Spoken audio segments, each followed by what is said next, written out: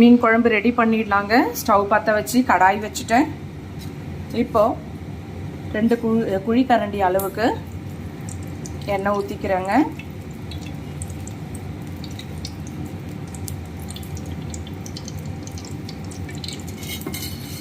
எண்ணெய் காயட்டும். எண்ணெய் காஞ்சிருச்சிங்க. கடுகு போட்டுக்கலாம். அரை ஸ்பூன், ஒரு அரை ஸ்பூன் உளுத்தம்பருப்பு, ஒரு அரை ஸ்பூன் வெந்தயம் பொரிஞ்சு வரட்டுங்க.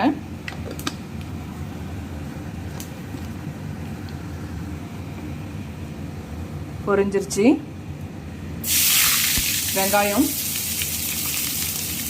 மீடியம் சைஸ் வெங்காயம் 3 எடுத்துருக்கேங்க.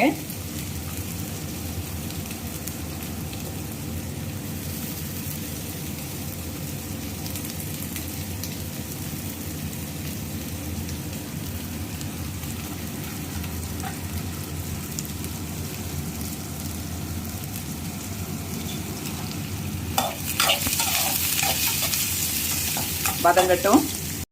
வெங்காயம், பூண்டு தட்டி போட்டிருக்கேன், கருவேப்பிலை போட்டிருக்கேன். இது கலரி கொடுத்துருவோம். வதங்கட்டும் நல்லா.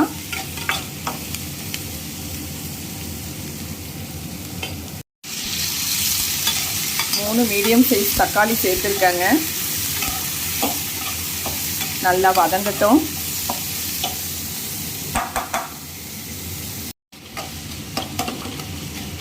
தக்காளி நல்லா வதங்கிருச்சுங்க.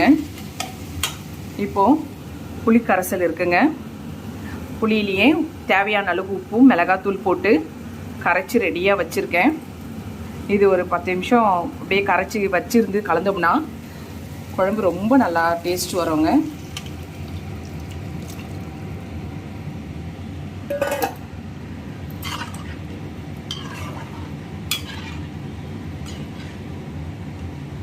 அவ்வளோதாங்க. கொதிக்கட்டும் குழம்பு. குழம்பு நல்லா கொதித்து சுண்டி வரும்போது மீன் போட்டு இறக்கிடலாம். அவ்வளோதாங்க.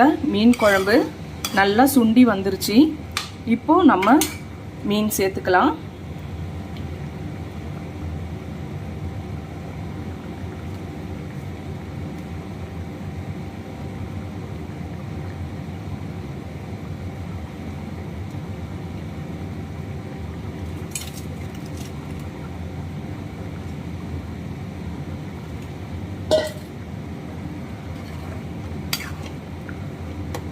அவ்வளோதாங்க. மீன் வந்து ஒரு 5 மினிட்ஸ் வெந்தால் போதுங்க. இந்த கொதியில் இருக்கட்டும். ஒரு 5 மினிட்ஸ் கழித்து ஆஃப் பண்ணிடலாம். மீன் குழம்பு ரெடி ஆகிடுங்க. அவ்வளோதாங்க. மீன் வெந்துருச்சு.